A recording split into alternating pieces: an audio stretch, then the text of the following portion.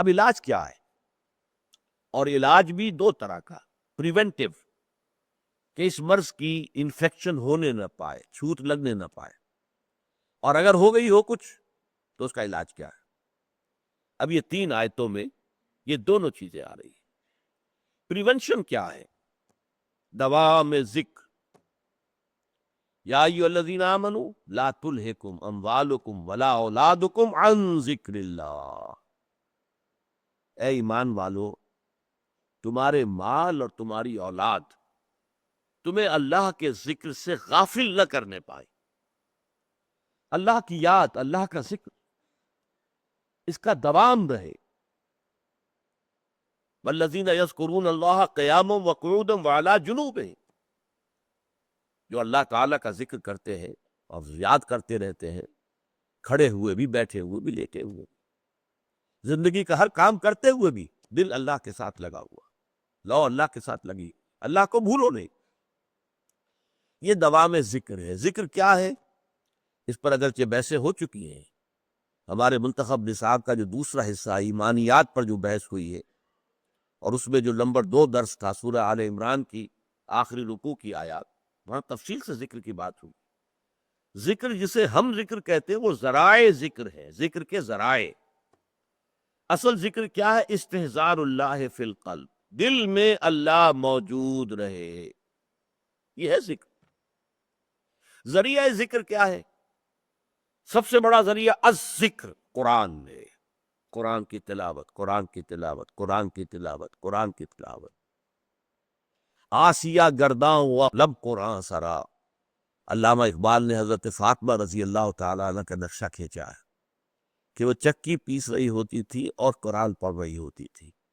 آسیہ گرداں، آسیہ چکی، چکی کو چکر دے رہی ہیں اور ساتھ قرآن پڑھ رہی ہیں۔ میں نے خود دیکھا اپنے بچپن میں، ہماری اپنے خاندان کی خواتین چکی بھی پیستی تھی اور قرآن مجید پڑھتی تھی، اور گود میں بچہ بھی ہے جو دودھ بھی پی رہا ہے ساتھ کے ساتھ، سارے کام ہوتے تھے۔ تو الذکر قرآن ہے۔ اور نمبر 2 یہ مضمون پھر آئے گا جو ہمارا اب اگلا حصہ ہے اس منتخب نصاب کا 5واں حصہ، اس کا پہلا درس سورہ عنکبوت ہے، اس میں آئے گا۔ دوسرا ذکر کا طریقہ کیا ہے؟ نماز۔ یہ جامع ترین ذکر ہے، اس میں زبانی ذکر بھی ہے، اللہ اکبر، سبحان ربی العظیم، سبحان ربی العالی، زبان ذکر کر رہی ہے، اور قرآن پڑھ رہے ہیں، سورہ فاتحہ پڑھ رہے ہیں، اور ساتھ ہی جو آپ کے جسم کی حرکت ہے، آپ اللہ کے سامنے جھک گئے رکوع میں، آپ اللہ کے سامنے سجدے میں گر گئے، تو یہ گویا کہ جسمانی ذکر ہو رہا ہے اور قولی ذکر بھی ہو رہا ہے۔ تیسرے نمبر پر ذکر جو ہے وہ ادعیہ معصورہ، مسنونہ، وہ دعائیں کہ جو حضور دنیا کے مختلف کام کرتے ہوئے پڑھا کرتے تھے۔ صبح اٹھے ہیں تو دعا ہے، بیت الخلاء میں جا رہے ہیں تو دعا ہے، باہر نکلے ہیں تو دعا ہے، وضو کے لیے بیٹھے ہیں تو دعا ہے، ہر وضو کو دھوتے ہوئے دعا ہے، پھر یہ کہ گھر سے نکلے ہیں مسجد کے لیے تو دعا ہے، مسجد میں داخلہ ہے تو دعا ہے، کوئی کام ہے ہی نہیں، آئینہ دیکھا ہے تو دعا ہے، کپڑے بدلے ہیں تو دعا ہے، یہاں تک کہ بیوی سے ہم بستری کرنے لگے ہیں تو دعا ہے۔ کوئی عمل کوئی نہیں ہے کہ جس کے ساتھ دعا نہ ہو۔ تو اس کا نتیجہ کیا نکلتا ہے کہ ہتھ کارول دل یارول، کام آپ کا ہاتھ وہ کام کر رہا ہے اور دل جو ہے اللہ کے ساتھ لگا ہوا ہے۔ اور مسنون دعاؤں کا فائدہ کیا ہوا کہ 2 رشتے قائم ہو گئے بیک وقت۔ ایک رشتہ اللہ کے ساتھ، آپ دعا تو اللہ سے کر رہے ہیں نا، ایک رشتہ حضور کے ساتھ کہ دعا مسنون ہے، آپ وہ الفاظ پڑھ رہے ہیں، اپنی زبان سے ادا کر رہے ہیں جو نبی اکرم صلی اللہ علیہ وسلم کرتے تھے۔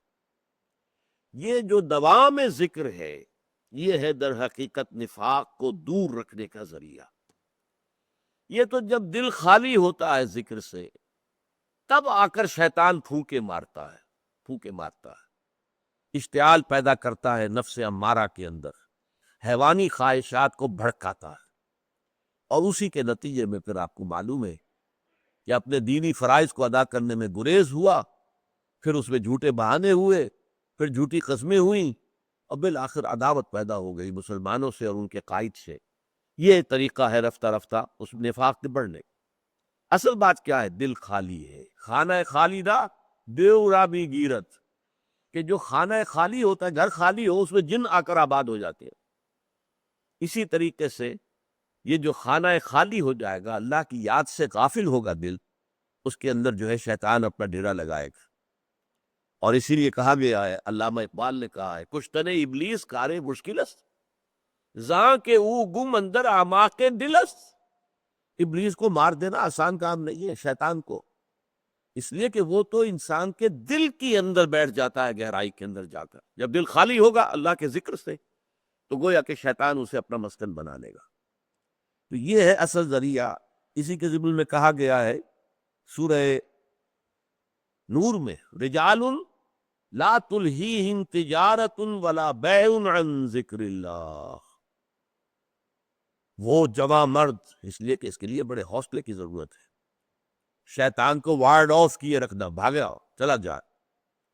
جیسا کہ آتا ہے حدیث میں کہ شیطان جو ہے جب دل خالی ہو، ذکر سے غافل ہو، تو وہ اپنی تھوتنی جما کر دل کے اوپر پھونکے مارنی شروع کرتا ہے، اور اگر اللہ کا ذکر کرتا ہے انسان، لا حول ولا قوت الا باللہ کہتا ہے، شیطان بھاگ جاتا ہے۔ اسی طریقے سے to ward off the evil, اس برائی کو ختم کرنے کے لیے، دور رکھنے کے لیے کہ اس کی چھوت نہ لگنے پائے، اس کے لیے دوا میں ذکر ہے۔ چنانچہ ہم نے دیکھا سورہ جمعہ کے دوسرے رکوع کے اندر بھی 2 دفعہ لفظ ذکر آیا ہے، یا ایھا الذین آمنوا اذا نودی للصلاۃ من یوم الجمعۃ فاسعوا الی ذکر اللہ وذروا البیع ذالکم خیر لکم ان کنتم تعلمون۔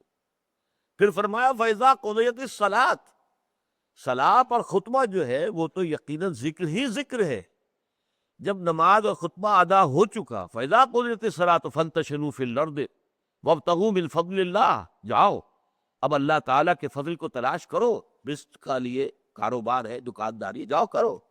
وَاذْكُرُوا اللَّهَ كَثِيرًا لَعَلَّكُمْ تُفْلِحُونَ، لیکن اللہ کا ذکر کرو کثرت کے ساتھ تاکہ تم فلاح پاؤ۔ یہ ذکر کثیر، یا جسے ذکر دوام کہا جاتا ہے، یہ ذکر کثیر، ذکر دوام، کہ انسان جو ہے ہر وقت اللہ کی یاد سے اپنے دل کو معمور رکھے، بلکہ موقع اگر ہے تو زبان بھی ذکر سے تر رہے، زبان بھی ذکر کر رہی ہو، جسے ہم ذرائع ذکر کہتے ہیں، وہ بھی انسان اختیار کرے۔ سبحان اللہ، سبحان اللہ، سبحان اللہ و بحمدہ، سبحان اللہ و بحمدہ، یا حی یا قیوم برحمتک استغیث۔ آپ دکان پر بیٹھے ہیں، کوئی گاہک بھی نہیں ہے، اس وقت کو آپ مناسب اپنے کام کے لیے استعمال کیجیے۔ اسی لیے فرمایا گیا ہے، کلمتان حبیبتان الی الرحمن خفیفتان علی اللسان ثقیلتان فی المیزان سبحان اللہ و بحمدہ سبحان اللہ العظیم۔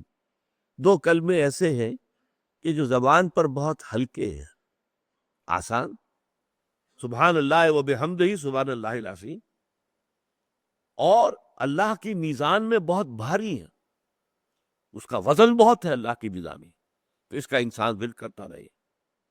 یہ ہے پریونشن، نفاق سے دور رہنے کا ذریعہ۔ یا ایھا الذین آمنوا لا تلہکم اموالکم ولا اولادکم عن ذکر اللہ۔ ظاہر بات ہے